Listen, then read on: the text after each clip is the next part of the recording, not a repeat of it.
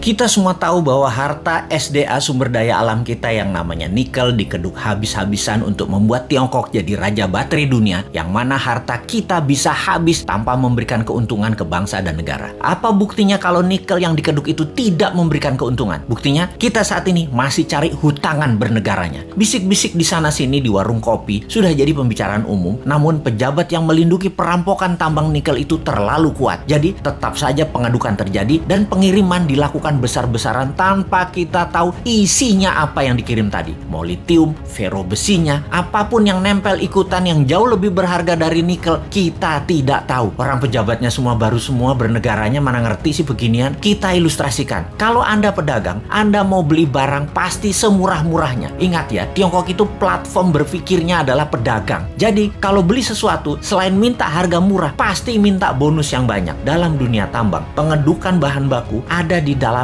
masih all in. Semuanya masih ada. Mulai dari barang berharga, katakanlah nikel, ada juga impuritiesnya atau barang yang tidak pure atau barang yang tidak murni atau barang yang tidak diperlukan seperti tanah dan lain sebagainya masih tercampur. Lalu dibersihkan, macam-macam cara pembersihannya. Ada di leaching, diproses, tujuannya untuk membuang barang yang tidak dibutuhkan. Katakanlah 75% terbuang, tinggallah 25%. Kalau di bawah 100% ke Tiongkok, yang 75% tadi adalah taiknya tambang yang nggak diperlukan. Taiknya mah tinggal di Indonesia aja. Makanya sekali lagi, taiknya dibuang di Indonesia aja. Kalau tadi dari 1 ton produksi tambang nikel ada 2% kandungannya. Setelah diproses tinggal 25%, nikelnya tetap 2%, tapi bukan dari 1 ton, dari 250 kilo. Nah, dalam 250 kilo ini ada fero juga, ada litium juga, ada macam-macam yang dibayar yang paling murah. Yang dibayar apanya? Nikelnya doang. Feronikel, nikel laterit, dan banyak lagi unsur logam dan mineral yang sudah disarikan tidak dibayar oleh Tiongkok. Kita asli bernegara nih bodoh memang. Dan penjajah perampok itu dikasih karpet merah lagi, dilindungi, dan tidak ada yang sadar. Kalau ada yang sadar, maka segerombolan buzzer pecinta cuan anti NKRI mulai memecah belah bangsa dan mencari sisi positif yang kecil dibesar-besarkan dari sisi bosnya, tapi mencari sisi buruk, pengkritisi tanpa solusi, dan diputer-puter beritanya agar rakyat tahu pengkritisi itu dosa. Apa yang terjadi kalau hal ini didiamkan dalam jangka pendek? Bukan dalam jangka panjang ya, pendek ya. Negara kita akan miskin, pejabatnya makin kaya, rakyat nambah lapar. Kita hanya mengingatkan arahnya nantinya. Sebagai contoh sejarah kebodohan penguasa atas kelolaan sumber daya alam, kita mau kasih ilustrasi. Ada 3 negara yang akan kita pakai jadi contoh kali ini, yaitu Nauru, Venezuela, Zimbabwe. Fosfat, oil business, berliannya Zimbabwe. Nauru di tahun 1980-an, negara dengan 7.000 populasi adalah negara yang sangat kaya, bahkan negara terkaya di dunia. Nauru adalah salah satu negara di selatan Pasifik. Nauru menghasilkan fosfat, bahan baku untuk pupuk. Saking kayanya, semua warganya digratiskan untuk melakukan apapun, sampai keluar negeri dibayarin pemerintah, diongkosi. Dan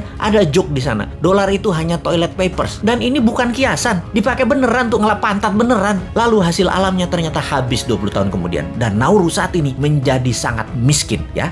Itulah cerita sederhananya. Venezuela dimanja dengan 95% minyak dan gasnya yang diekspor, membuat negara ini menjadi negara petrodolar. Begitu harga minyak anjlok dan uang hasil ekspor tadi hanya buat foya-foya, bukan untuk membangun sektor lain, Venezuela hyperinflasi dan menjadi negara miskin sekarang. Saat ini ketika harga minyak naik, Venezuela sudah tidak bisa produksi lagi dan tidak ada negara mau beli minyak dari Venezuela. Jadilah Venezuela negara paria, negara setengah gagal. Terakhir, Zimbabwe, penghasil berlian. Begitu tambang berlian habis, pecah perang saudara, ambyar negara Zimbabwe yang tadinya makmur dan menjadi salah satu negara termakmur di Afrika. Kesamaan ketiganya adalah tidak bisa mengelola sumber daya alam dengan baik, dijual murah, dikeduk asing, dilindungi pejabat yang berkuasa pada saat itu. Semoga kita bukan jadi negara yang keempat. Uang pinter semua kok pejabatnya, gak mungkin lah ditipu Tiongkok. Emangnya kayak bos men, bodoh beneran.